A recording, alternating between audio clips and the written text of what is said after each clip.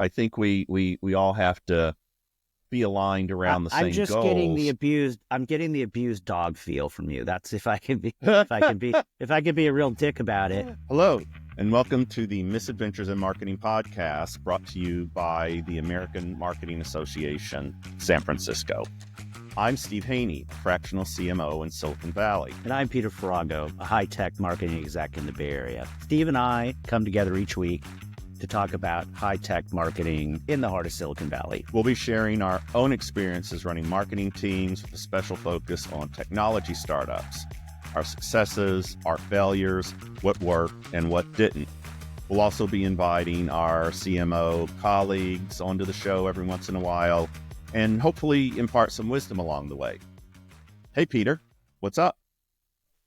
Oh, it's a beautiful Friday. Little light on sleep, probably a little over caffeinated. So if I come off strange, that's my excuse. How are you doing this morning? Yes, I just got my Pete's Berkeley cup Oh, there you here. go.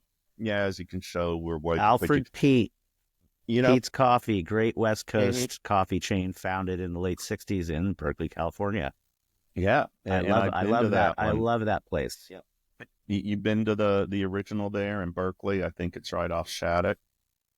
Yeah, definitely. I mean, I went to Probably Cal have. as an undergrad, and Oh, I actually lived okay. on Shattuck for 10 minutes. Yeah.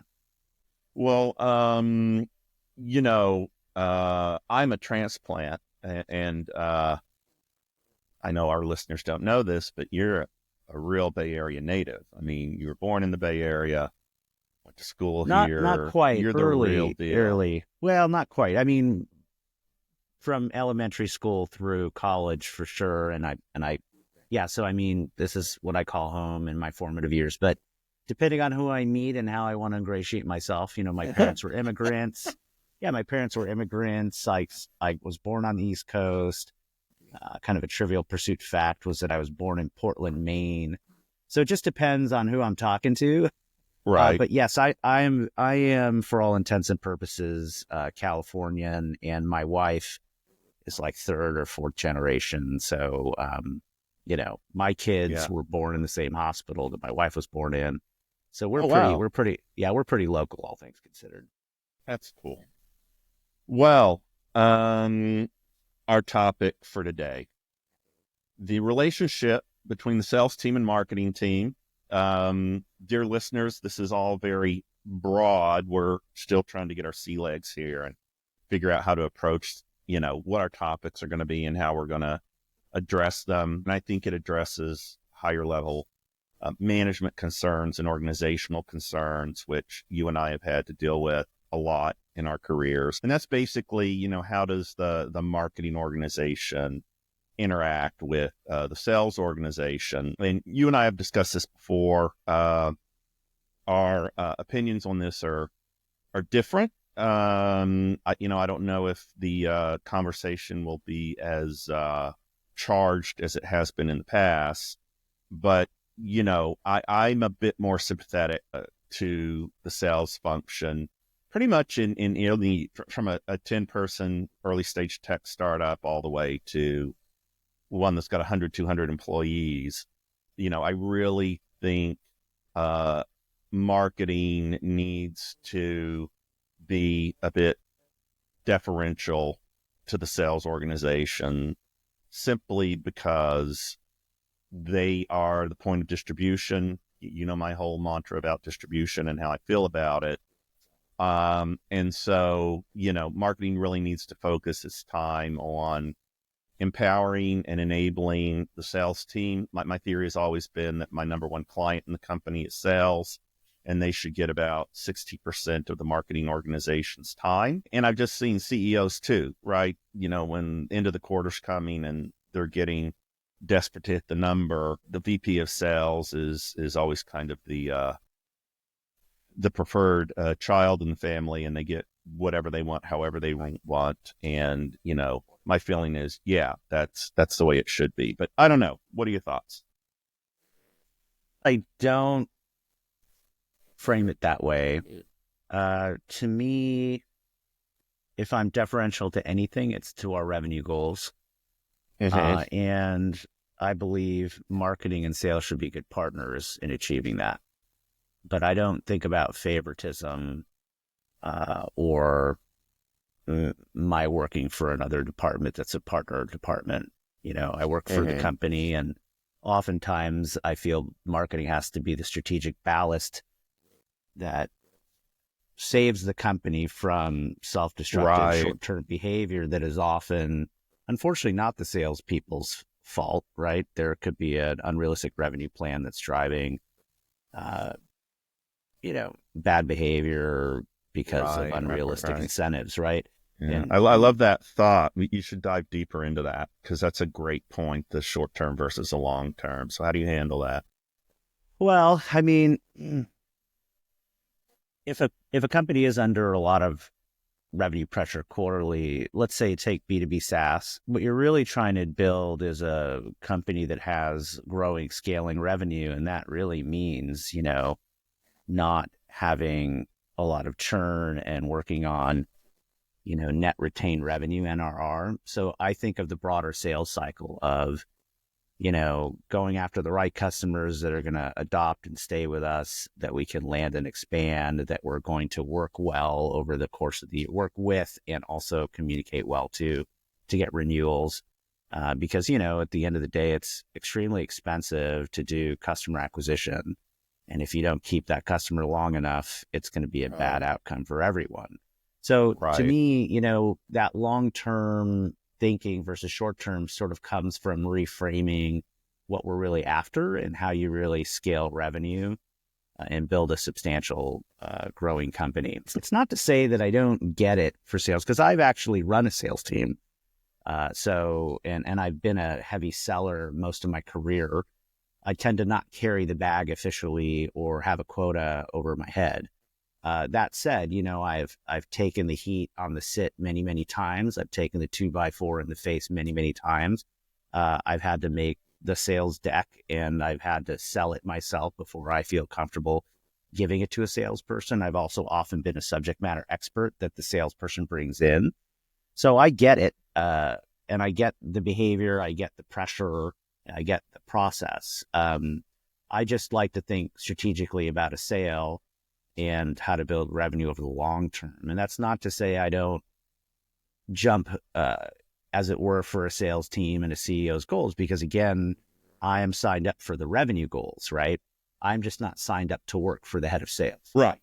And I think that's maybe the tension that I'm referring to, where marketing's goals are subservient to sales goals, or what the VP of sales wants versus, what is good for the company and also aligns with what marketing needs to do. I guess it's not so much how I don't know how you look at it. Only you can represent that. But when I hear you use words like deferential and subservient, that's vocabulary I try not to use on purpose, because I just don't think it's right for the company, right? There has to be a check and a balance. You can't just be a used car sales company that is scorching the earth and has, terrible like prospecting by junior people that is just, ruining the reputation you have in the industry, right? At all costs. So we've all gotten inbound email campaigns or like a friend request or a LinkedIn request where it's just like a terrible, SDR activity. So I've seen all kinds of stuff, but it's just more about this attitude that I feel like you're exuding around being subservient. It's like, I don't comprehend that. I'm saying that the marketing department many times can feel like it's being run by the sales team, right? Right. I think the And difference, that well, it's not gets that they're run by the sales team. It's that and we that have a can be shared revenue goal. disheartening.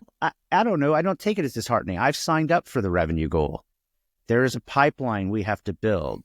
If you Mhm. back into a number of qualified leads or sales qualified, stage 2 qualified leads that we have to generate together, then, and that they have to convert lower funnel, that's what we're focused on, right? Like, sales is in a hard spot because They're at risk of being fired all the time and signed up for, their reward for hitting the quarter or exceeding a quarter and quota is to get a bigger one, right? And to get pushed up against the wall yet again. So what I'm saying is that the approach I take is that we're there to grow a company in a healthy, sustainable way. And that takes, a whole team. I think sales can sometimes, depending on the sales person and the culture, I think that they can try to take too much credit for everything, right? Like, Right. yes, they're close to revenue, and yes, but they don't make revenue. They manage conversations and get customers to sign contracts, but they don't build the product. They don't think about how to improve the product over time. They don't think about how to build awareness and interest and all the upper funnel work, right? They're part of the team. They're not the whole team. And just because there's a last touch kind of attribution sensibility around, well, they are the ones who are, quote unquote, creating revenue, or it appears to be so. That is not what's happening, right? I mean, just take a sales team and put them on a bad product, So, like, is it the sales team's fault? Exactly. Well, so I think we're in violent agreement on this one then, right? I think we all have to be aligned around the same goals. I'm getting the abused dog feel from you. That's if I can be a real dick about it. It's like when you use words like subservient and they're the golden child and they're favorite, they're the favorite, and deferential. And you've never experienced that. Ever. I've experienced it's like, I experience it at every job, and I've had terrible outcomes with sales relationships. There's no doubt about it. But it's not the norm, and it's usually more the situation than it is me or the other person. We have to be aligned around the sales goals. I think the revenue goals. It's not sales. The revenue goals. I'm sorry. It's the just, revenue it's goals. just Yeah, as a no, marketer. As a marketer, there's certain vocabulary I will and won't use because I am an equal partner in the company. Right. Right. I am not working for the head of sales unless that's the person that I interviewed with that is my direct supervisor. Otherwise, it is not the case at all. Right. Exactly. Aligned in terms of the revenue goal and what we all have to do to achieve that. And that is healthy. I mean, that is the kind of relationship you want between the marketing organization and the sales organization. This episode of Misadventures in Marketing is brought to you by Section, the leading online business school for the age of AI. Every ambitious person deserves a great strategic education. People who want to be great at their jobs now, not on someone else's schedule. That's where Section comes in. Section gives you the tools, frameworks, and strategies to get to work right away with no gatekeeping involved. Section knows from experience that AI has massive implications for marketers. Not only do they upskill 15,000 students a month, their own marketing team scored an expert-level AI proficiency when tested. They're excited to bring even more marketers into the AI era, so they're offering an exclusive 20% discount to AMA SF members for their AI for Marketers workshop and the AI crash course. Just go to sectionschool.com and sign up using the code AMASF20. That's AMASF20 to receive a 20% discount on the AI for Marketers workshop and the AI crash course. Section, the leading online business school for real people. Education isn't just about what you learn, it's about what you do with it. Well, the real goal of a company is to be growing and profitable, right? Where costs are less than revenue. All sales teams are goaled on revenue or quotas, top line only. Yet the company and the CEO has to make that company profitable. Or in the early stages where I work a lot, I work the beginning of an investment curve where we're negative spending to like get to a certain size and all that. So, but my point is, there are cases where the sales team is selling into customers and contracts where we're going to lose money, right? So then a sales team that doesn't have checks and balances, and usually it's a legal department and others. Turns out the legal team is usually the best negotiators in the company, and they're the ones who often keep the sales team out of trouble and getting into really bad deals. Sometimes you take on a new logo because they are worth it, even if you're, it's a lighthouse customer, you can get a case study out of it. It's a known brand. It gives you credibility, and you're anticipating that it'll help you sell more later to other subsequent customers. But you purposely take a loss, if you will. But that's kind of that's sort of where, if I want to, not that I'm out to deposition a sales team, but if I want to kind of bring things back to reality, it's like, hey, are we building sustainable revenue here, guys? Or are we just willing to lose money and get into a lot of customer relationships where, frankly, they just take up time and money? Is that and we lose? Like, what are we trying to do? Yeah, but don't you think, especially on the investor board end of things, a lot of time for an early stage tech company, they don't care about any of that. They just want to see, for example, user growth. I mean, this is interesting to me because I've never, it's with being a stage aware. CEO, never had them say we need to focus on profitability. Maybe that's because I've been into too many early stage companies. It's always been growth.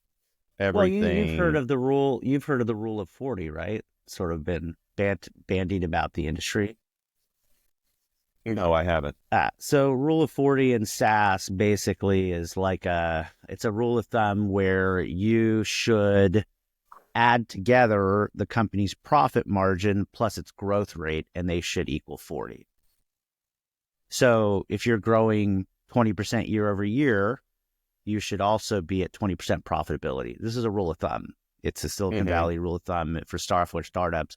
It's not necessarily perfect, but it got very popular and people think about it. So, you can look it up. McKinsey writes about it, for example, as well. So it's around there. And so my point is, it's not that people don't think about profitability. I'll tell you, when you're going to sell a company, or, depending on the reason they're buying it, if it's just for the tech team and the IP, that's one thing. But if they're really trying to buy a revenue stream and distribution and good products and all this other stuff, they will look at whether or not you're break even or not, right? They don't want to take you on as an acquiring company if you're losing money, right? They want you to be stable and at least break even. So my point is, it depends on the stage. Sure, if I'm at a late seed A, B round company, we are scaling, and we are not profitable, and that's not our goal. And so board meetings are not about, looking at our EBITDA, not scrutinizing, but there is a general understanding that, hey, we're not just trying to dump a bunch of money into something that will never make any money, that also is not attractive enough for some company to acquire us, and then all of us make our 10, 20, 30x, right? Yeah. And I've definitely had stints in private equity owned software companies where it's all about EBITDA. So what then do you focus on in terms of percentage of your team focused on what the sales force does? Because the point you made about all the work that needs to be done up front is that, as the marketing guy, having input into the product management function, as well as generating the right leads instead of bad leads, I always have this goal of making the sales force order takers, meaning product market fit is so good. We've built such a great product. We've qualified the prospects so well that we make the sales force's job incredibly easy, so that at the end of the day, all they have to do is take the order. Like, people come in and they're already sold due to word of mouth, The fact that, we've done the right kinds of ad campaigns, the right kinds of webinars, the right kinds of events, so that by the time the prospect is a marketing qualified lead and gets handed over to sales, there's a 95% chance it's going to become a sales qualified lead, and they're just going to have to take an order. Now, we all know in reality that's not what actually happens, but how do you approach that? Do you think that it's a good philosophy, a good approach, or? I don't think about a percent of allocation, especially early stage. This is going to be a very startup-y way of thinking about it, but I think about the company itself as a hypothesis, as a thesis of, if we build something and we're solving a problem, there'll be demand in the market for it.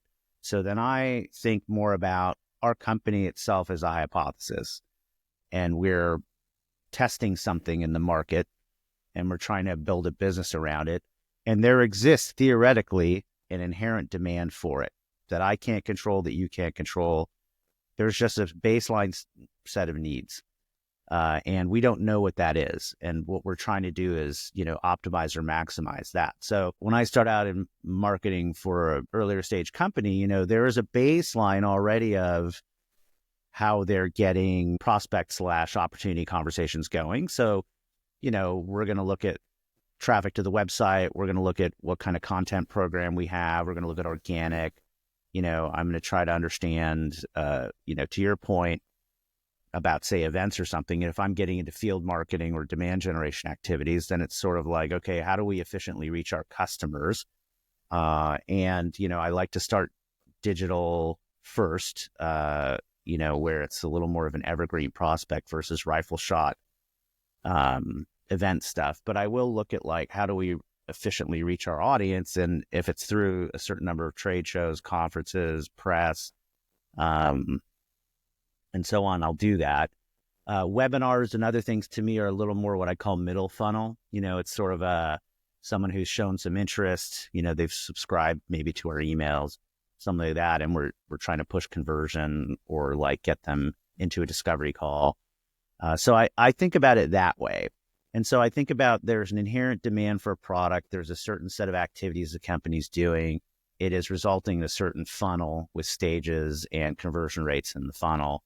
And then whatever that baseline is, we get to work improving on it. So that's how I think about it. So there is not initially a notion of what percent of time am I spending on, the short-term revenue plan. It's sort of like, in theory, it's all of my mental capacity is about that in theory, but it's not necessarily quarter to quarter, because that's not good for the company if I'm also living quarter to quarter. Right. As a salesperson does. And my salary, look, one of the reasons I'm in marketing and not sales, I've been asked to be in sales several times. I don't like the behavior that the quota drives in me. Like, I like to think about things.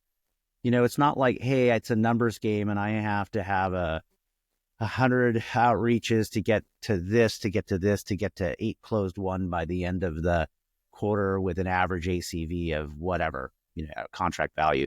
To me, it's more like, if something's wrong with our product being wanted or understood or, sought after or whatever, then I kind of think of it like, and this is not me trying to think a certain way about sales, but as I think about problem solving, I don't want to just keep running into the wall. I want to think, well, is something wrong with our product? Are we talking to the right customers? Are we talking about it in the right ways? And I take a step back. So if I have to dig under the wall or climb over the wall or go around the wall, that's what I'm trying to figure out. And so I will go back into product. I will take a lot of customer research from the market and bring it back, that kind of thing. So I'm also thinking about, with salespeople, of course, good and sophisticated salespeople are thinking about the buying committee and several influencers and people with veto power and economic buyers and this kind of thing. But I will often think about that as well. It's sort of like, are we talking to the right audience?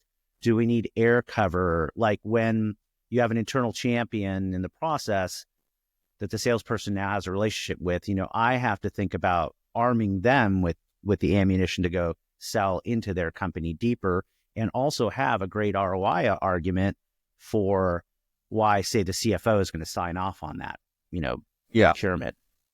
But then you get a request from the sales team that they have to go to XYZ trade show. Yeah. And it's fine. a significant part of your budget. And from everything you've been doing that it's a big, huge waste of time. That this has happened to me more than once. Literally well north of 120K to spend at a trade show because the sales team really, really, really feels it's important. And they want to have a booth, they want to have demo stations there. It means we got to pull people probably out of product management because we don't have the right people in the marketing organization. And it puts a significant hole in the budget, and that is not the right way to allocate dollars. So that's part of the tension that I'm talking about between there's a near-term need. And again, just in my experience, I've never had the CEO say, all right, I'm siding with marketing. We're not going to do the trade show. If the sales guys want something, they tend to get it. And I can go back and argue all I want about that money's better spent on this upfront kind of activities that it's marketing's responsibility to do, to think 6, 9, 12 months out in terms of how we build a long-term business with quality leads and, make things more robust in terms of the underlying business. And then you get hit in the face with reality, so to speak. And I can tell you, it also profits me nothing to go back to the CEO 3 months later and show why that trade show was a horribly bad investment and how we could have used those marketing dollars, my dollars, better elsewhere. So, how do you handle that? What's your approach in a situation like that? Well, again, some of this is semantics, but I don't use the word my budget. It's our budget. And I think about marketing and sales as sort of a holistic set of activities. So there isn't usually one program that is the one to do. There are ones that clearly punch above their weight, and different companies have different ones. Like thought leadership at one company was really good for us, and organic inbound as an example. The first way I think about it is there are better ways and worse ways to attend a conference. So to me, I like to have actually forcing functions on a calendar for a year. So if we're going to talk about next year, like 2025, let's say, it's the end of 2024 right now.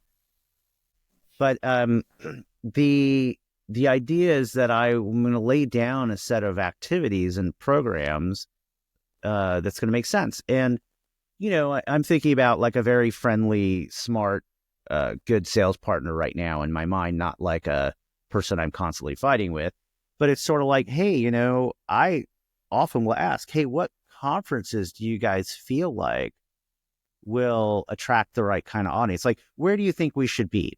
And then my thought is, what I really want is speaking. I want earned media at that place. So I think a conference works best when we attend it as a speaker, not a pay to play, but as a speaker. And we can also line up a product launch around that. We can line up, or a feature release. We can line up a research drop ahead of that, so that the salesperson can think about, we want to show up a certain way, and a salesperson needs to be in meetings from the beginning of the day to the end of the day. And so I'm trying to give them all the reasons that a customer would want to meet with them, and not just have it be shooting the breeze. Now, relationship building, like if you're advancing a sale with a set of existing customers helping you sell or close the deal with potential customers because you have a nice VIP type dinner and you've got a good mix of current and prospective customers. That's very valuable. Sales needs a good place to meet. Sometimes you're booking a hotel. Sometimes you need a social activity, a nice field marketing activity, open bar cocktail thing, a very fancy dinner where you can spend some quality time with people. But what I don't think usually works is exhibiting. And so I do, and I've spent a lot of time on exhibitor floors early in my career. I think that is an unusually expensive endeavor where you're not meeting the people you care about anyway, the tire kickers, let's say, and you have to staff it. Well, you have to staff it. You have to staff that with product people, as you mentioned earlier, and booth design is very expensive. And so there are a number of things that I try to avoid doing because I think that those waste a lot of money. So the other thing too is if you have an event or two scheduled ahead of time, it pushes the sales team to do a lot of outreach and get all their meetings booked before. All the important meetings are happening off the show floor, right? Mm-hmm. So I don't know. My attitude has always been, in terms of going into the field in my entire career, visiting a customer when I was in consumer packaged goods, going and doing tours of retail stores and meeting with buyers and blah, blah, blah, is, I sort of never want to go because it's kind of a hassle, but I always learn something. So my point is, as long as we're premeditating that we're going to get the best out of this and try to work the trade show in the right way, then I think that's fine. Because, there's also potentially journalists there, analysts there. So you just try to make the best of it. Now, I do want to measure that, and I do want to review that later. So my attitude is more like, sure, we'll try anything once. Do you usually do a postmortem? Because I usually set up like a postmortem 2 weeks after. I run it like an engineering team. It's like we need. So really, when any salesperson comes to me and says they need something, the first thing I usually do is try to understand the underlying need. And so what I tend to do is say, okay, can you tell me more about what we're hoping to achieve? Because what I'm trying to figure out is this the best way to solve their problem? Mm-hmm. And so oftentimes, I've had many times where they come to me and I'm listening to them and I'm trying to figure out, well, what do you really need and what's the best way to achieve that? And then you offer back to them possibly some other alternatives, right? Or especially early on in a company, like, I kind of want to go and try things that are reasonable at least once. So I will actually say, hey, are there events that you guys think we should be at? And then, then it's like, let's line it up with the product roadmap, possibly research. Let's try to get some earned media out of it. Or, you know what, let's go very light to this conference this year. We're not going to exhibit. We're going to have like one kind of sales social event. We're going to book you meeting space. We'll try to time some things so you have a reason. We'll help you with outreach if you need it, to the extent we can do it our way, one-to-many kind of, communication or whatever. But let's go really light and let you, quote unquote, press the flesh, get a feel for what's out there. How are customers or prospects thinking about alternatives in the market? Like, let's say we're talking about AI. What is the state of thinking around AI as a viable solution in our vertical? And, are people really buying that right now? Or is it a must-have, or is it meh? So like, to me, we want to talk about things and put it in context and try to make the best use of our time and money. And I don't care if we go to a trade show, but I'm going to measure it and we're going to talk about it before, during, and after. I couldn't agree more on the whole notion of not exhibiting. I found these to be the most productive. That's where they make that's where the trade show people make profit, dude. And line up ton of meetings, and then because everybody's there, and the one of the metrics I always use is that my sales guys can either be, or the company sales guys can be, flying around the country meeting these folks, or everybody in the industry is going to be there. It saves everybody a lot of time and money just to do it all in that 4 days at that one venue in that one city. And that's just a huge saving. Now, things are so dynamic now in the interactions with prospects and customers. And listen, nothing, I mean, I am the worst in this respect. Nothing beats being in a room with a human being, feeling their body language, looking them in the eye, and you and I do this for this podcast. I insist on meeting you in person at least one day a week, so we can have that human aspect to our relationship, right? I just feel it's incredibly important. So I completely relate to, a salesperson's, base, desire to say, look, I have to press flash. I have to completely agree. But I'm telling you, everything is so online now. And there are so many dynamics around getting on a video conference, whatever, Zoom, Meet, FaceTime, whatever, and having those interactions. I think all of this is changing very quickly. When is it really valuable to move atoms and bodies through time and space? A lot of it depends, of course, on the industry we're talking about and how business gets done, right? Like, because of the pandemic, we're much more comfortable with virtual meetings now. Yep. And because the workforce, we've been working longer and we did not grow up with an iPhone in our hands, for example. Yep. So millennials, Gen Y and Gen Z coming into the marketplace, into the workforce. Maybe Gen Z is just starting to come in the younger demo. But, there is a different acceptable way for them to interact authentically. I was just going to say, building to trust, me, it's just about right? advancing Because the you want sale. to build the trust, right? Well, I mean, I have no problem with it. And, putting a person on the road is expensive. So like if I'm the adult in the room, as I tend to have to be now, it's my level of experience. It's the titles I usually have. Sure. This is not bragging, but it's sort of like the buck's supposed to stop with someone. And often I'm one of the people with whom the buck stops. So I have to ask strategic questions like, how will this advance the sale? How is this better than a different alternative? Right. And so that's where I will get into an ROI thing, or if we do this, how do we connect it to a greater set of initiatives? So it's like a total program, a total program that has different facets to it that's reinforcing. Like, let's do an orchestral piece. Maybe I've never used this analogy in my life, but let's make things work together so that there's synergy in our programs and they're reinforcing. Like I said, is there a launch coming up? Do we have a research drop? Can we get speaking? Can we meet with other people? Can we have some healthy forcing functions that get people to set up meetings before they go, et cetera, et cetera, et cetera? Because I will say this other, I was running sales for over a year. This company, I was at a very high-end, big-time startup, was going through a CEO change, and I was building and running marketing, and they asked me, can you also run sales? So I did. And I had a pretty young sales team, and this is in a very deep tech space. And they were young, and they were doing all this email prospecting, and they were selling to CTOs and CISOs. It was kind of in the cybersecurity space. Mm-hmm. And I remember we had a meeting booked. We're going through pipeline, and we got a meeting, boss, coming up.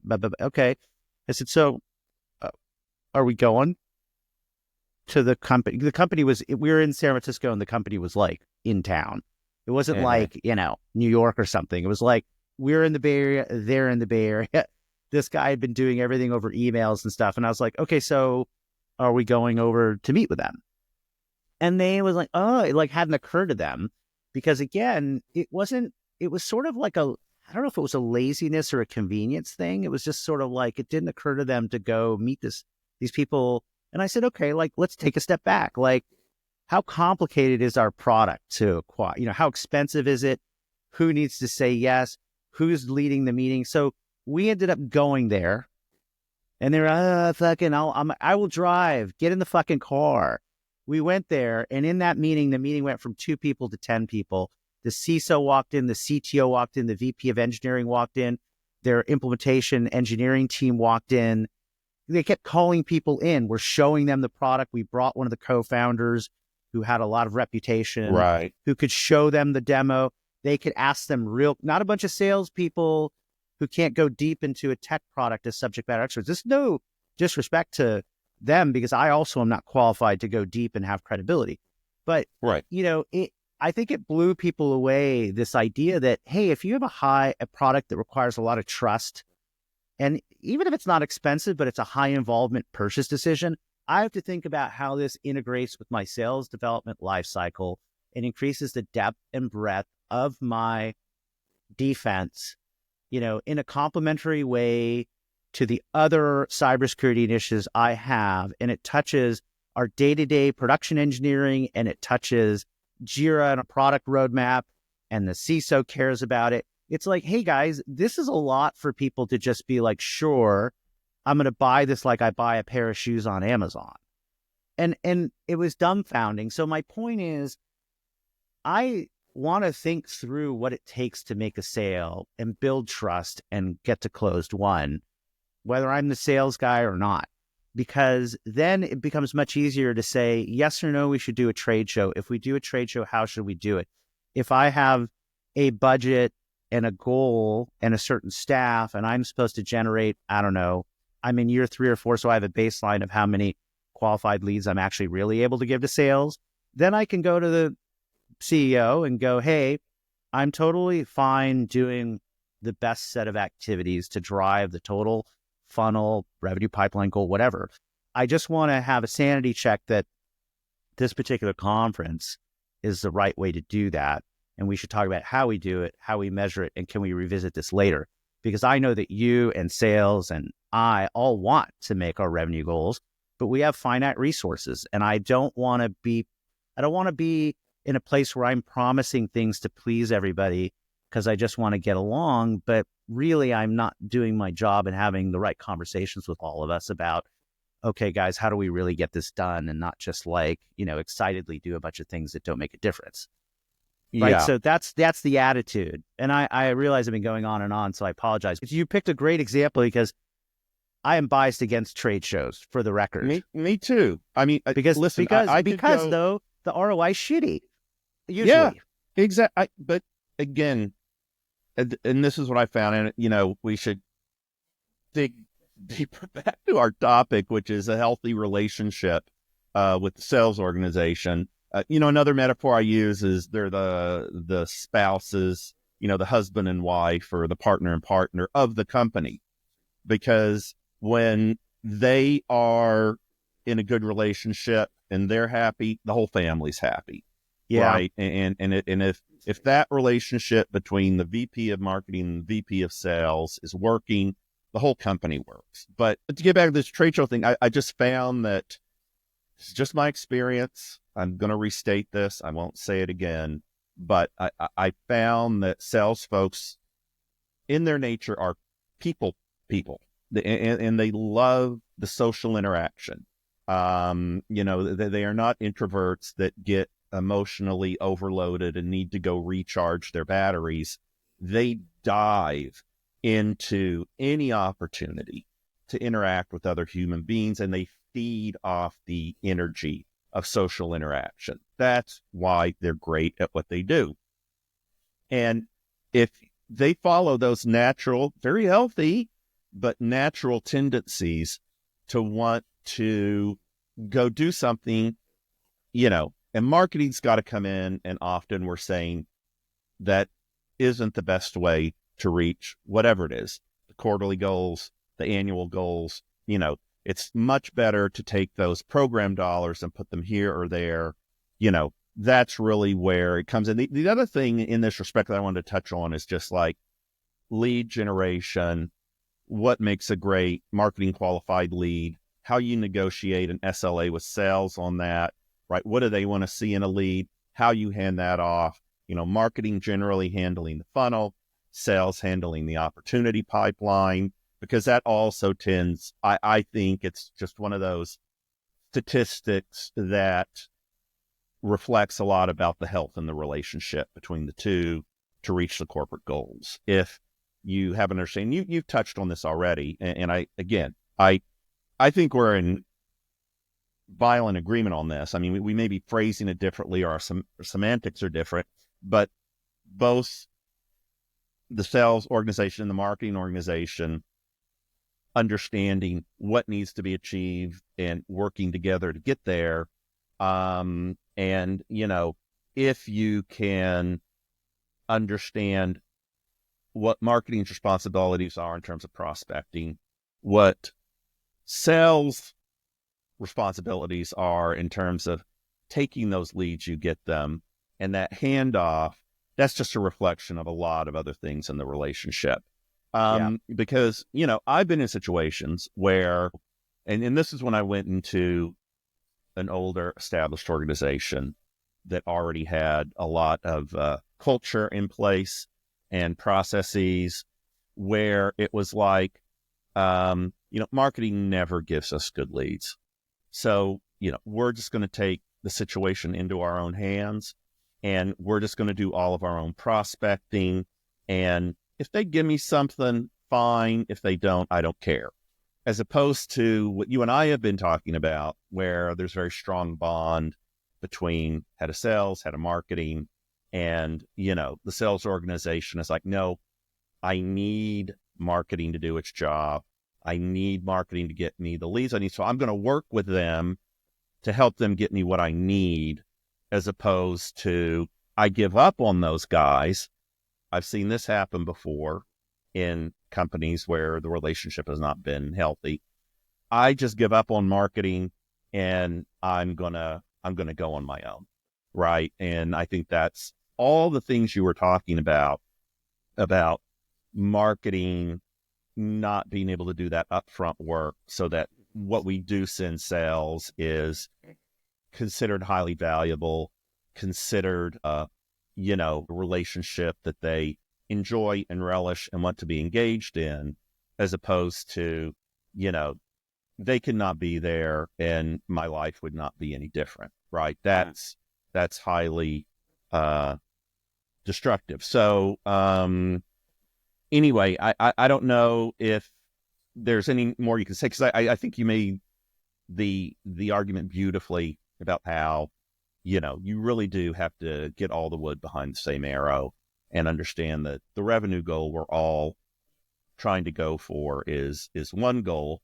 It's not just the sales team's goal, it's marketing's goal as well. And, we should be doing that healthy work up front together. So.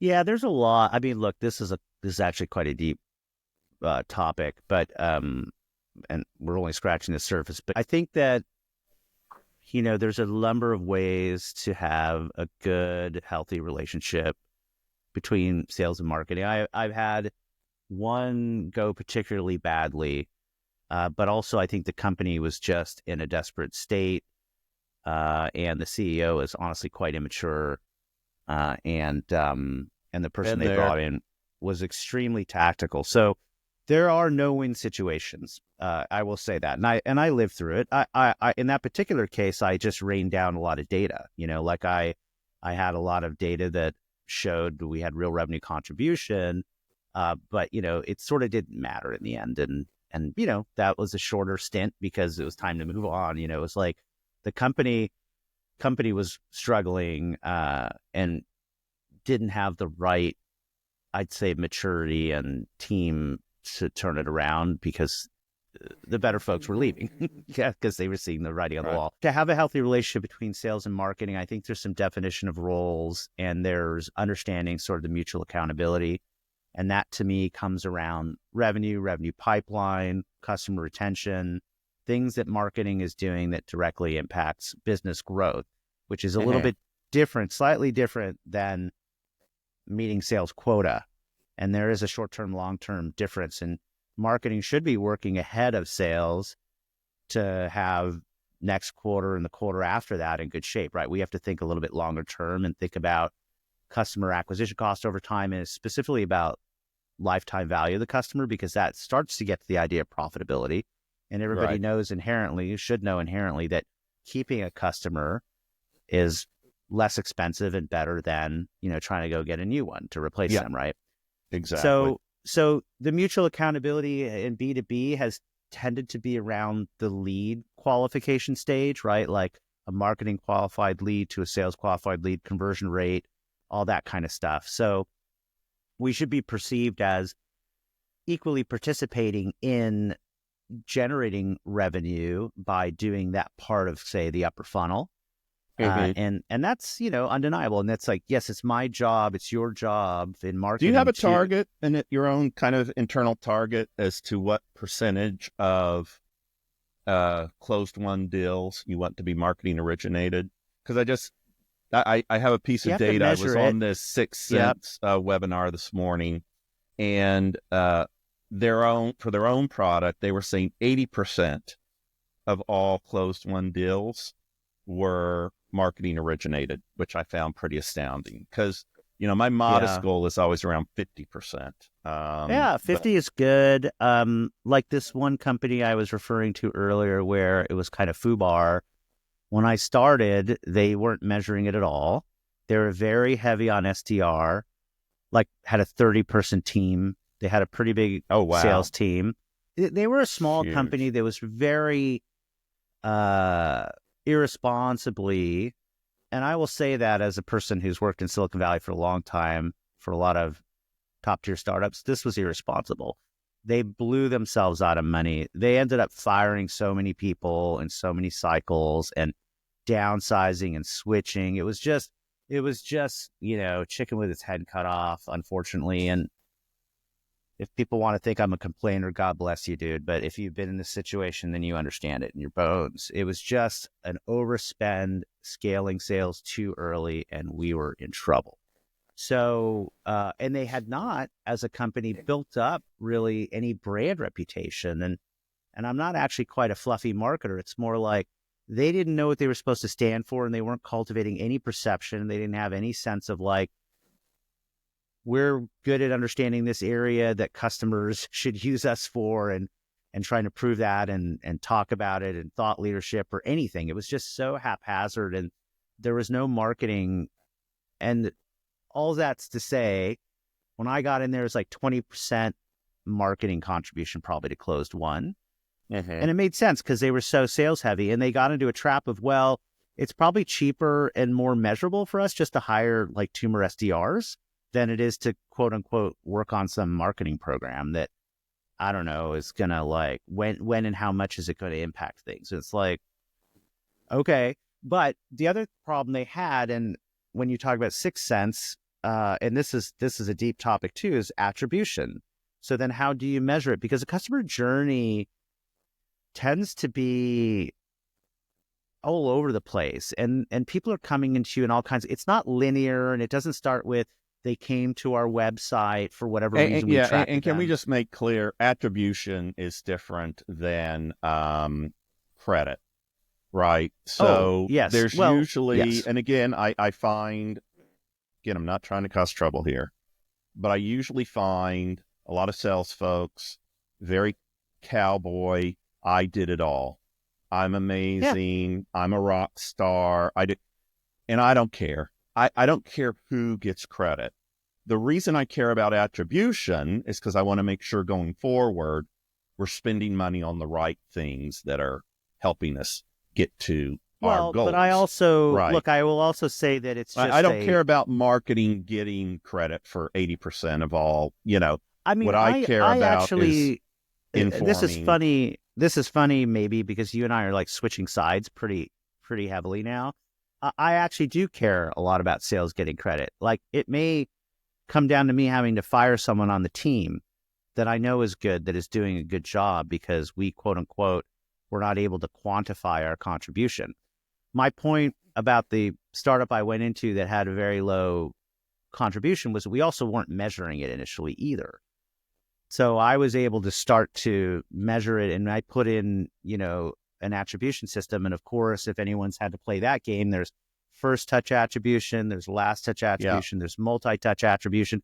So that stuff can be like all over the place as well. And then if you're just very common sense about it, it's like if we talk about, say, the website, it's like at some point in the sales process, no matter how the customer decided they needed to evaluate you, whether it was a salesperson at a conference that spurred that idea on, whether, it was a referral that we never even heard about, whether it was just a sales cold outreach, whatever.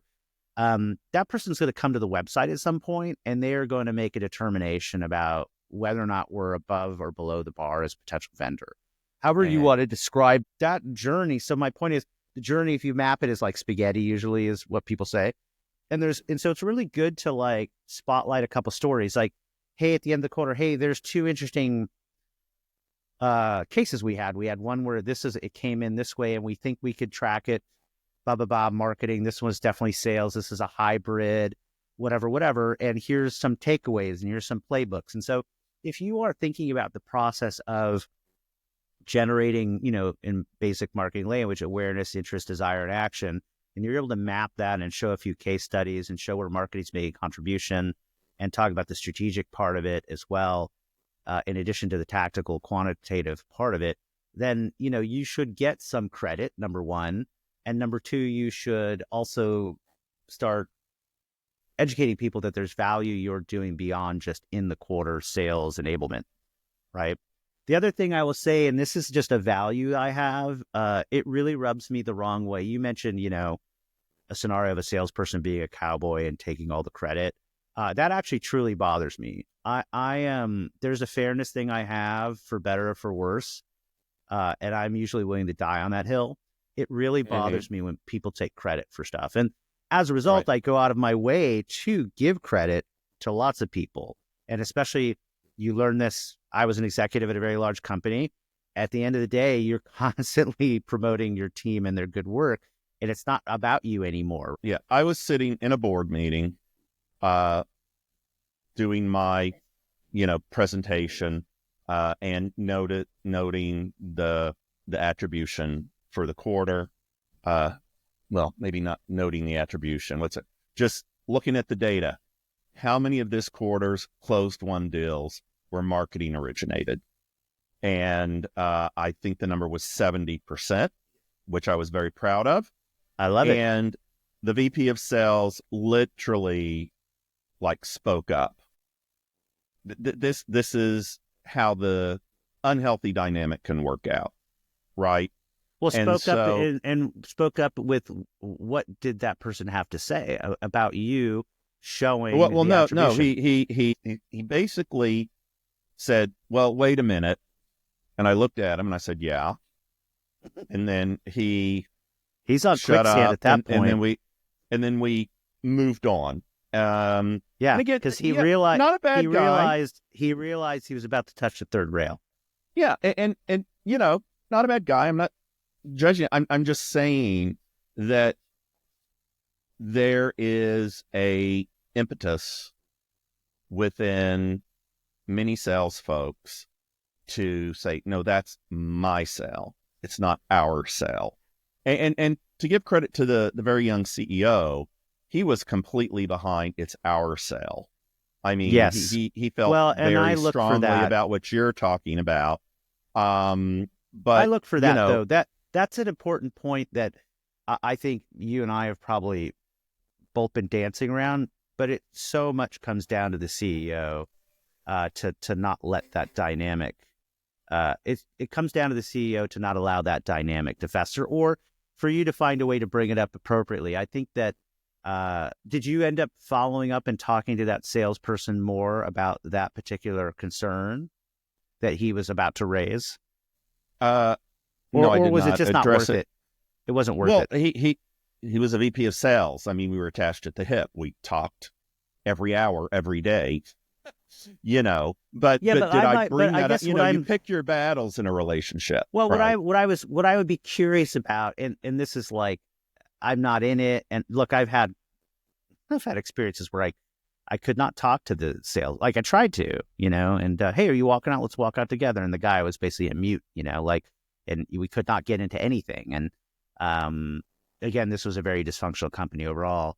It was an unusual experience in my career. But in a perfect world, I guess I'm imagining you could go to that salesperson later and say, hey, I noticed, and I took a note, I really wanted to understand this better, and I'm following up with you about this.